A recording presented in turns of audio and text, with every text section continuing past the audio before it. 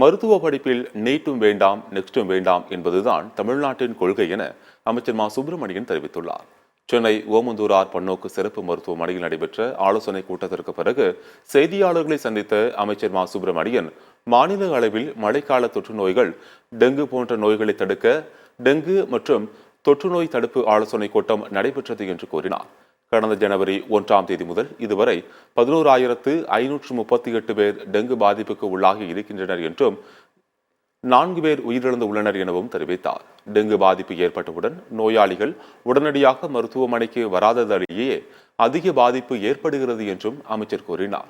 இதனைத் தொடர்ந்து நெக்ஸ்ட் தேர்வு குறித்து செய்தியாளர்களின் கேள்விக்கு பதிலளித்த அமைச்சர், மருத்துவ படிப்பில் நீட்டும் வேண்டாம் நெக்ஸ்டும் வேண்டாம் என்பதுதான் தமிழ்நாட்டின் கொள்கை என தெரிவித்தார்.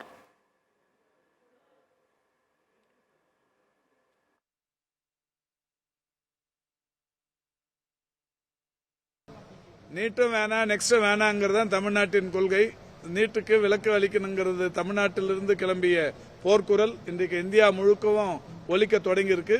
அதே மாதிரி நெக்ஸ்ட்டுக்கு எதிராகவும் அந்த மாதிரியான இப்போ நம்ம செய்தி பதிவு பண்றதே எதிர்ப்புங்கிறது தானே.